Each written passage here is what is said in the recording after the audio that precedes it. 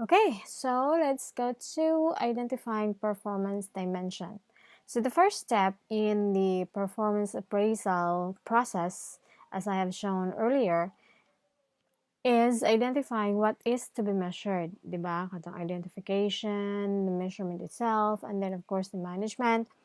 So um, here we're trying to discuss how to identify performance dimensions that are necessary to be measured. So take this example.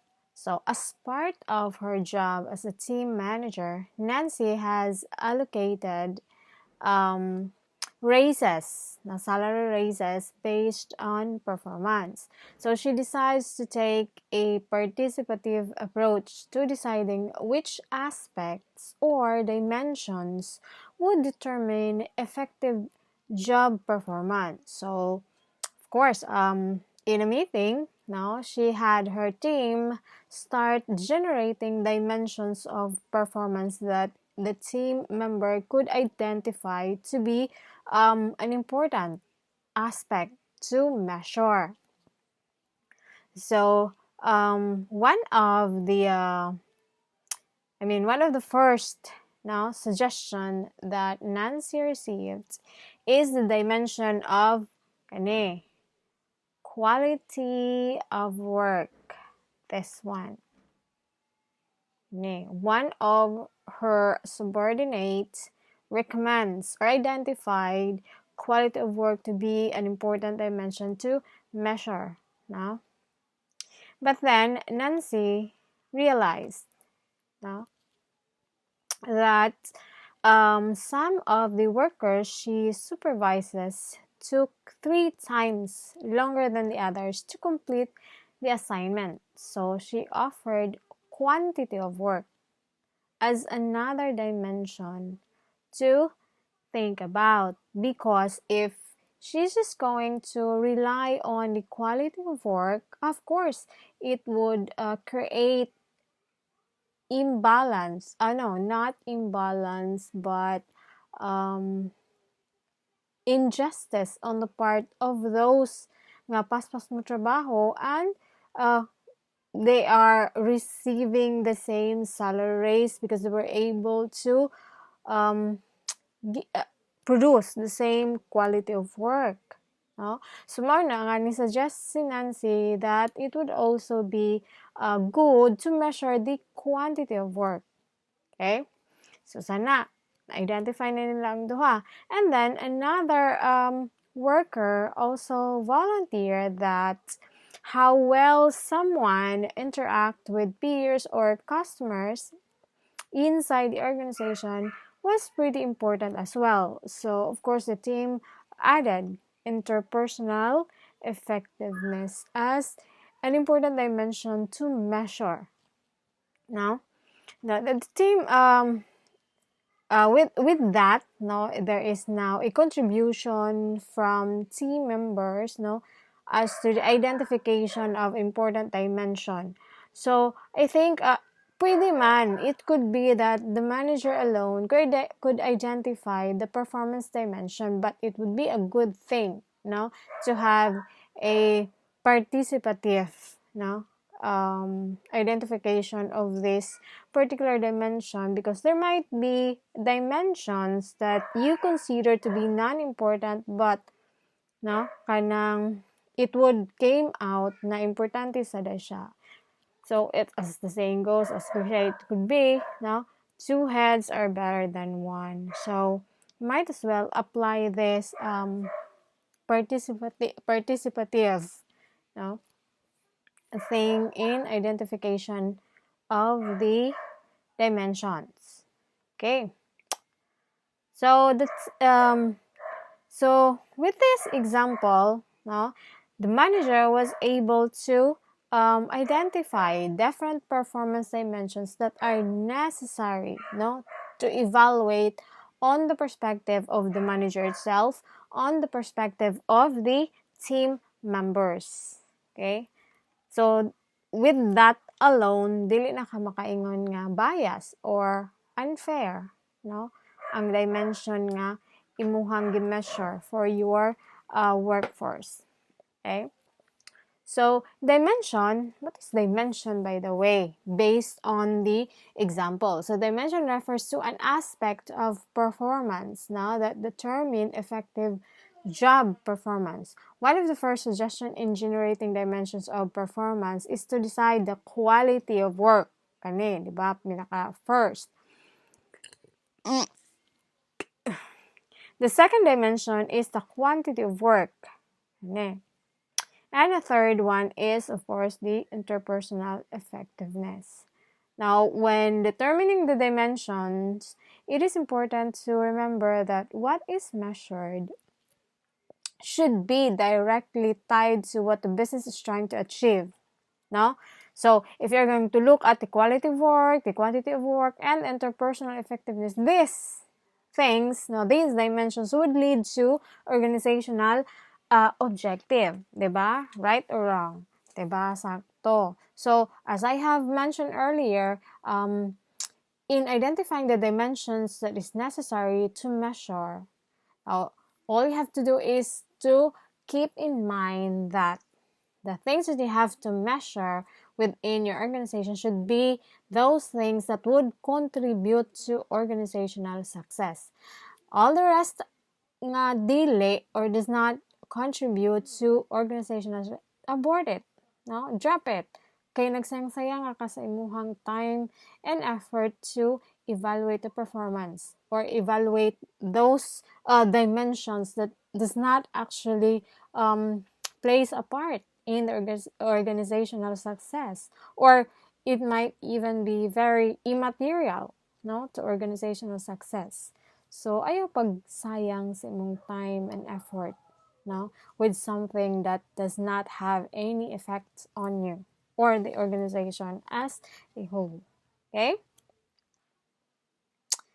Okay, another approach to identifying performance dimension focuses on competencies. So I know very well that you know what competency is. Kay ugwa ka mao kung sa competency, oh my god, you have to go back to high school. Ugwa kay bawag unsa ng competencies. I don't have to actually discuss what competency is. Now, these competencies are characteristics associated with successful performance. Now, these characteristics should be observable. Now, defining competencies as underlying and unseen characteristics leads to the same difficulties associated with defining and measuring performance as personality traits.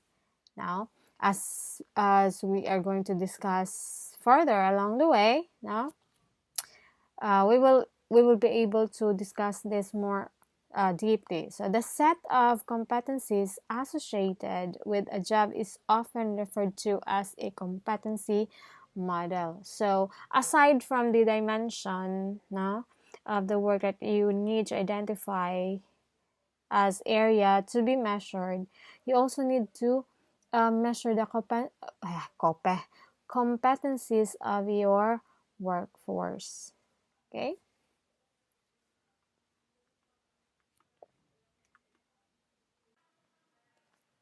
Benefits of performance appraisal. So there are several benefits of performance appraisal. So even as we start or begin with, nakita na nato what are the benefits of appraisal.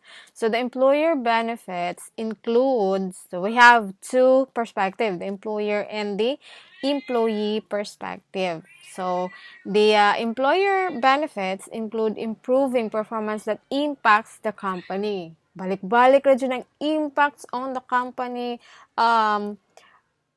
things that are contributory to the success of the organization. Balik-balik dyan ang hong isulti because that is actually the most fundamental thing to look into if you are trying to perform a performance appraisal. No? So, providing a sound legal defense if implemented correctly and helping reach strategic goals and clarify performance expectations.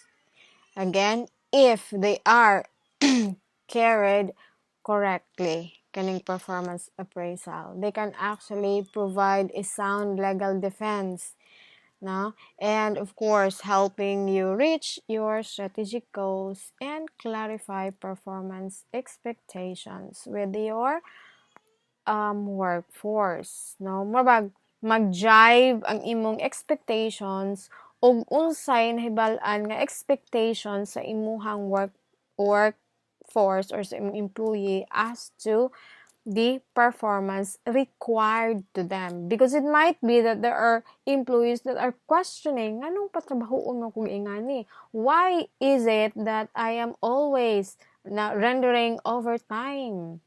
Why is it that I am called by these managers in the middle of the night? So, usaning performance evaluation or appraisal nga maka provide nimo og legal defense if ever no your employees would try to question nganong gipatrabaho ko ingani, no? Usana siya. Okay? So in the employee perspective, now the benefits that are the benefit of performance appraisal is that the feedback informs the employee of the performance and can actually motivate them towards improving their ways in fulfilling their tasks. So, feedback is really necessary, no? Kay wala gyoy pulos ang inyuhang performance evaluation or appraisal if you're not going to provide feedback to the employee, because they will not know that there is something wrong with their performance. Sometimes, employees tend to think that they have given their best or they have given their all actually, but technically wala di ay ito, no? Kana bang they thought that mauni ang expected sa ilaha, but actually dili siya contributory to the success of the organization. And sometimes also there are employees nga may nganong magpakananing mo ko igo ra ko mo trabaho with how much this company is paying me. Pwede man na, why not? But you have to make sure that your actions or your tasks or activities are actually contributory to the success of the organization, or because that is what the organization is paying you for, no? To achieve the success of the organization. So that's why it is beneficial for the employee to hear the feedback about their performance. Para diha palaman ma-rectify na nila ilang kagalingon without reaching kanang higher basig ma-sanction na sila, or the worst of all, ma-terminate, no?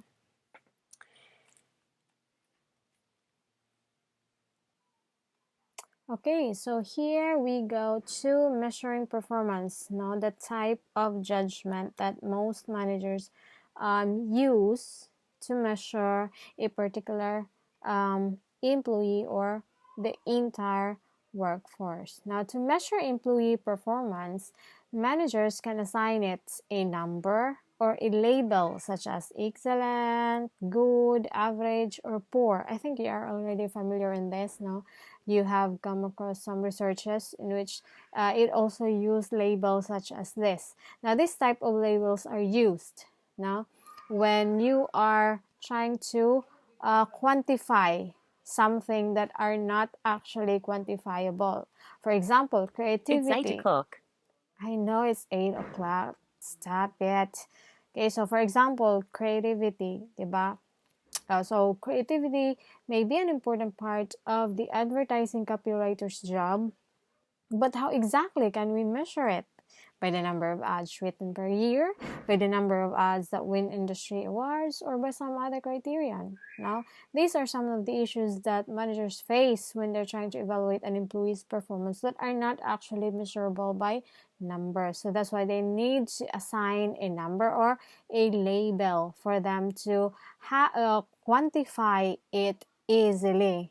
Okay, so, and because of that, that is where the measurement tools came in. So today, managers have a wide array of appraisal formats from which to choose. Now here we have formats that are most common and consider their legal defensibility. So appraisal formats can be classified in two ways: the relative judgment and the absolute judgment. So appraisal systems based on relative judgments ask supervisors to compare an employee's performance to the performance of other employees doing the same job. So there is now a comparison between employee 1 and employee 2, considering that they are doing the same job. So that is how relative judgment do. Okay, so and then managers will be providing a rank order of these workers from best to worst. Now, that is an example of relative judgment.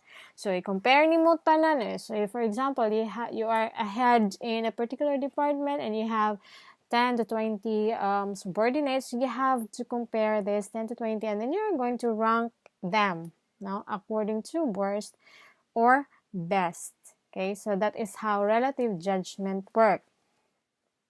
Another type of relative judgment format classifies employees into groups. So another is to classify them into different groups such as top third, middle third, and lowest third. So relative rating now have the advantage of forcing supervisors to differentiate among their workers. So mapugos ang manager to actually divide or classify the entire team into different category.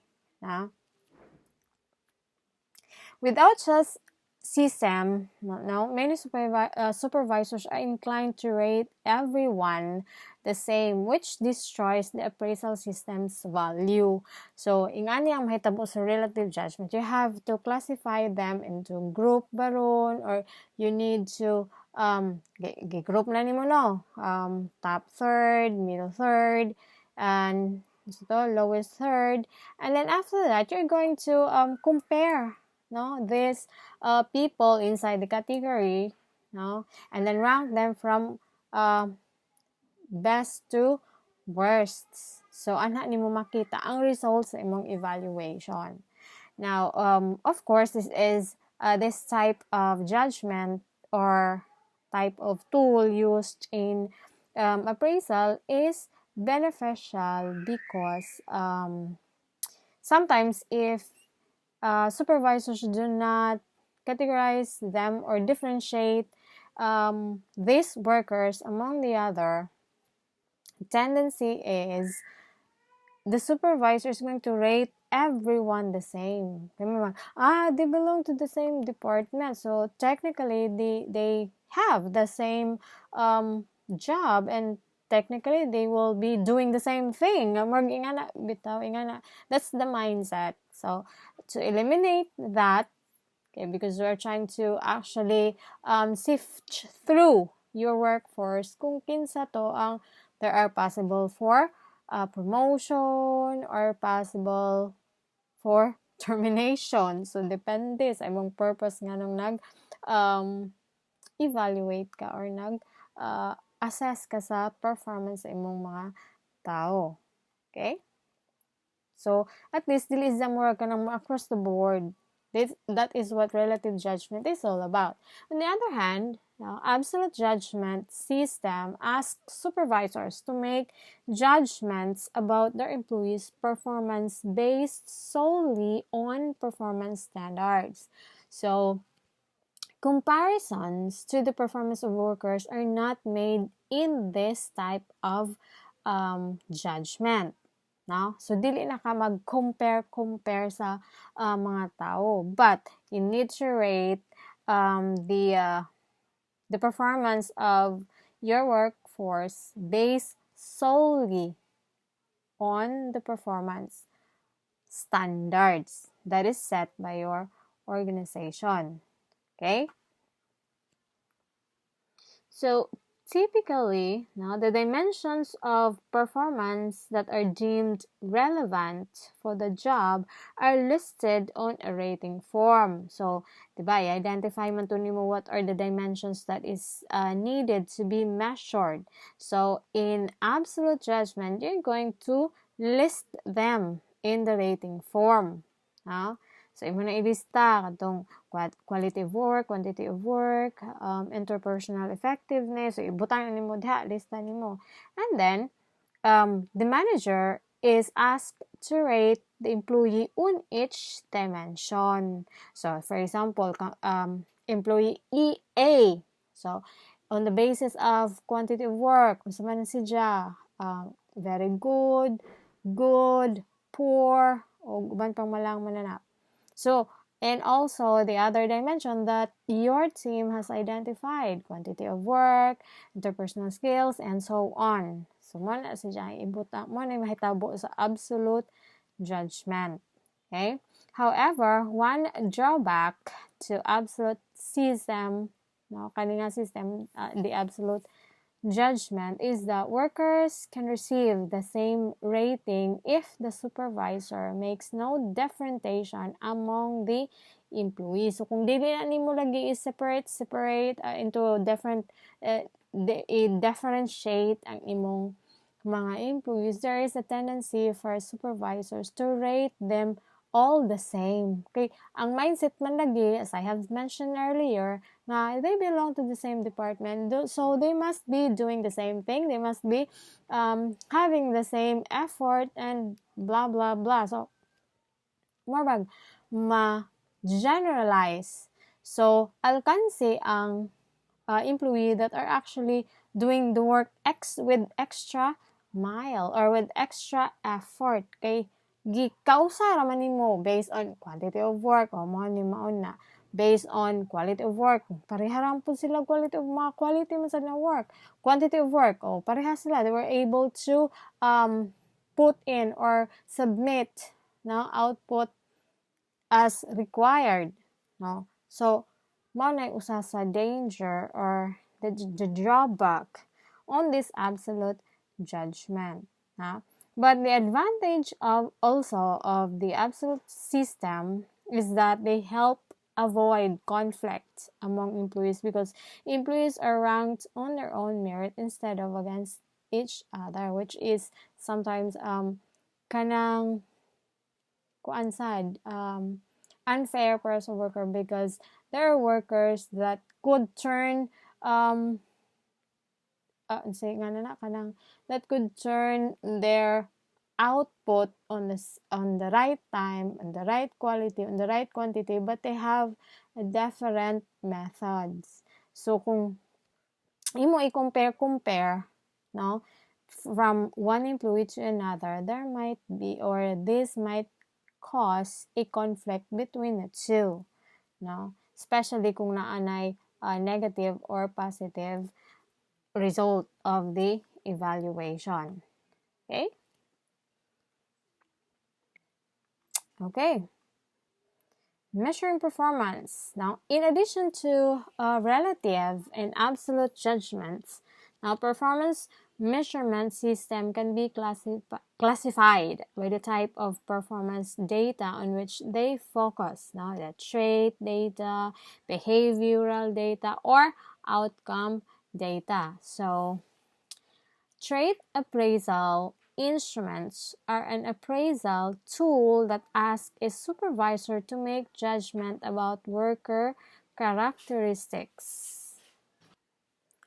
Now, this includes decisiveness, reliability, energy, and as well as loyalty that tend to be consistent and enduring on your workforce. Now, trait appraisals are subject to perceptual biases. Now, the glitch here is that the assessment of traits also focuses on the person rather than on the performance, which is true, diba? Sometimes if you are going to go for trait appraisal, even if we see particular promising result on this particular person, or we see particular promising characteristics now of this person, we tend to be sana kanang bias on because we don't like that particular person. So bisan pag mayon ka nga kanang ay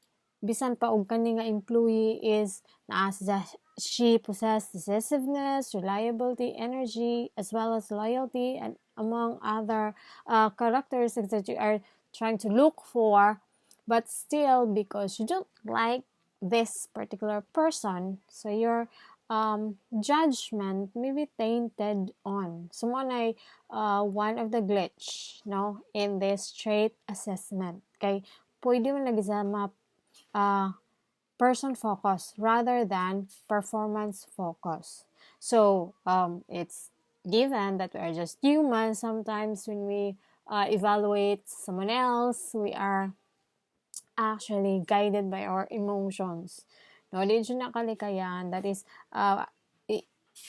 schools or academics have been teaching that dapat inig mag-evaluate ka, it should be performance focused or performance based. But sometimes, naaman dyan lagi nga na. So, the best thing to do is to avoid tools that might make you become person focused rather than performance focused.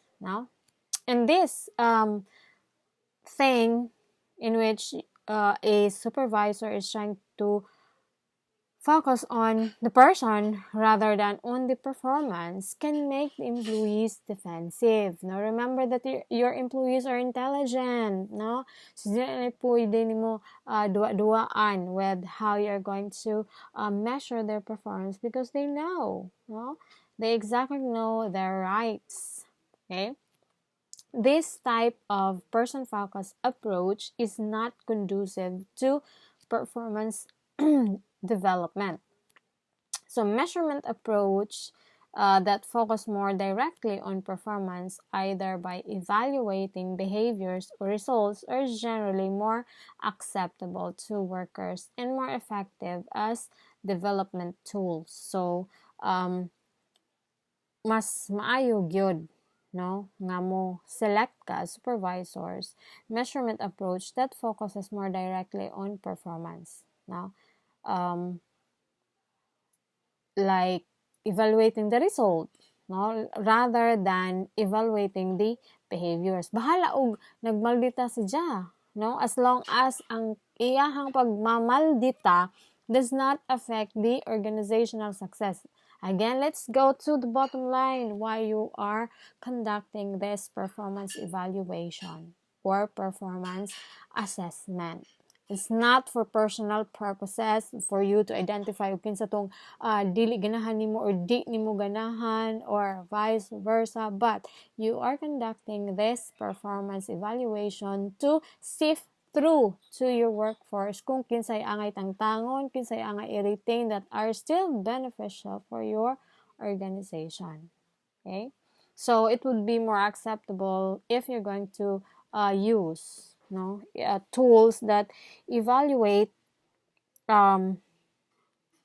results rather than the person itself or the behaviors.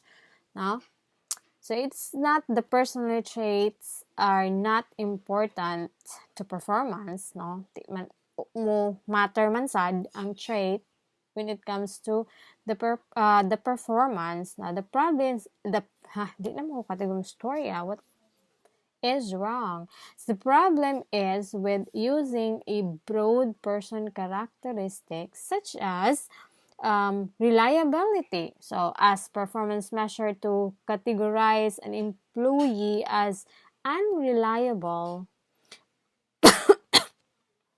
will likely make the worker defensive and the basis for the assessment may not be clear. So kung kakaroon nga you will categorize someone as unreliable. So ma-question ka diha karon, what are your basis for rating this particular person as unreliable?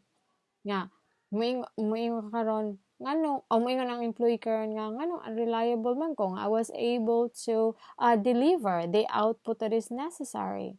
just because I am grumpy, just because I am unsa ba na diha. So it would mean that I am unreliable, or because I am antisocial in the workplace, would you label me as unreliable? Okay, just because you don't actually like the traits or the person itself. So usa na siya sa inyuhang i-take into consideration. No?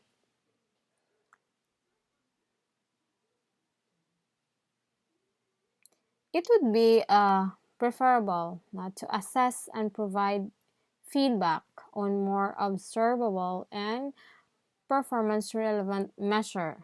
So as I have been saying, instead of focusing on a person, focus on something that a characteristic that is more observable and performance relevant measures, such as number of times the employee has been late, the number of missed deadlines, or the number of output that was submitted beyond the deadline. So kana ang imong i-measure, daily ang person itself, no? May karon grumpy man gud na siya nga kanang tao mo nang ineffective, or so patutot giterm gani unreliable siya. But if you're going to state that, of course the employee would become defensive. The best thing you do is tanawa how many times has that employee been late, or how many times that employee missed deadlines. Kay mas effective na siya nimo nga i-charge on that particular employee. Ngano di ay grumpy siya, but wa siya naka-meet og wa siya naka-missed og deadline. Grumpy siya, but she has never been late, no? So, mao man ay mahitabo good sa trait scale if you're going to use the trait scale. Although the trait scale is also, this trait appraisal is also necessary, at some point. Pero malag na, it's not a standalone measuring performance category or tool, no? Dili ka mo rely solely on that trait appraisal. Okay, sometimes this constitute biases man lagi. Okay, so what about behavioral appraisal? Now, these are instruments, are appraisal tools that ask managers to assess and focus on workers' behavior. From trait, dili na punta sa behavior. That is, instead of ranking leadership ability, leadership is a trait, the rater is asked to assess whether an employee exhibits certain behaviors. For example, works well with coworkers, comes to meeting on time. So that is the difference. Now, instead of ranking leadership ability, may kakaroon kani si Pulano, does this particular Pulano has a leadership ability? Of course, everyone has a leadership ability. That is a trait, inherited through time or through education. But how are you going to measure, Kay uming kakarog, everyone has a trait to leadership leadership ability. So perfect sila tanan, ana. So also may results sa imong performance measure nga pariharam sila tanan, mo to mahitabo, nga kanang across the board. So what you're going to do is tan-awon nimo, ask yourself, instead of asking kung naa ba siya leadership ability, ask yourself, or the supervisor must ask if this particular person exhibited behaviors that would lead to pointing out whether she has a strong leadership ability or a weak leadership ability. And such is an example of like how well, she works well with others, or that she comes to meeting on time. So diha makita na nimo kinsa ang employee that has a strong leadership, or has or possess a strong leadership ability, which is a trait, no, compared to those that do not possess a strong leadership ability. No? So, mao na siya ang behavioral appraisal. So the main advantage of a behavioral approach is that the performance standards are unambiguous and observable. Unlike traits, which can have many meanings, daghan man jud ginag meaning ang traits sa usa ka tawo, behaviors across the range of dimension are included directly on the behavioral scale because behaviors are ambiguous and based on observation. Bars and other behavioral instruments are more legally defensible than trait scales, which often use such hard to define adjective as poor and excellent. So, mas nindot gayud gamiton ang behavioral trait appraisal kaysa trait appraisal. No? Behaviors are ranked across a behavioral scale in bars, or we call it behavior appraisal, which is more legally defensible. Behavioral scales provide employees with specific examples of the types of behavior to engage in if they want to do well in the organization. So, ang kaning behavioral appraisal naanis ang kibali gi-specify didto ang examples of the type of behavior that a particular employee should engage if they want to do well in the organization. So makita nimo didto like decisiveness ba, unsa na kadtong kuan ba siya kanang does this particular employee kanang magpakita ba og strong leadership ability. So man siya ang kaning sa behavioral appraisal. Okay? Outcome appraisal instruments are tools that ask managers to assess the results achieved by workers. So kung ang trait focuses on the work characteristics, the behavioral appraisal focuses on worker behavior.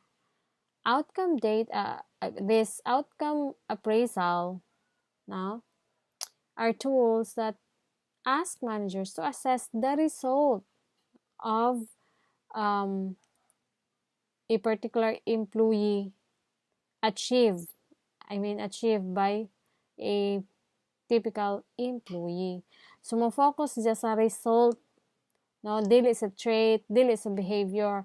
So, kung mag-outcome appraisal ka, you're more after on the outcome, no matter what the employee do to deliver the outcome.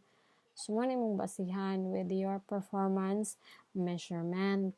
Now, the most prevalent outcome approach is MBO, or the management by objectives, because this will determine if a particular employee has carried out the objective or reached the objective of a particular project or task. Now, this tool tends to eliminate subjectivity and instead provides clear criteria on which to be measured. So, of course, no, makuha jud ang subjectivity ang nani because you are trying to focus on the result. So, bisag pag unsa ka buotan na diha nga employee, unsa ka display of strong leadership skill but wala siya outcome or result, so poor kuan gud gihapon siya. Kuan gid na siya og result, mo na gid kanang dili jud promising ang iha results sa evaluation kay you're not basing on a trait or behavioral appraisal. naa ka sa outcome, no? So mo na ang outcome appraisal system. One downfall of this approach is the mentality of result at any cost. So, tungod lagi, you are aiming for the result, you don't actually care what the employee do to achieve the result. Now, ethics can be a concern. No? Diri na pud musod ang concept of ethics. Is the employee doing has reached the result in an ethical way. Kaya tingaling nag-illegal na sa diha just so the employee can produce a result. Kay tungod lagi, you are measuring the performance on a result basis. So I guess with this, the trait with all their advantages and disadvantages, I guess it would be best if you are going to use the three of them. No, the trait appraisal, the behavior appraisal, and the outcome. Do not focus on one particular method to measure the performance of your workforce. Instead, select the three or a combination of one or two that would actually be working on your organization, because sometimes the type of measuring performance tools that you're going to use depends on the nature of your organization. Okay.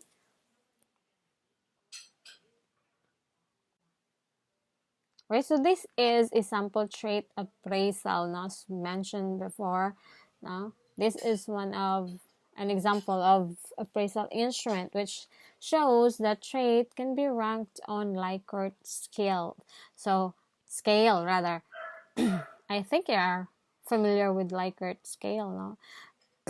These four traits are It's 8:30. I know.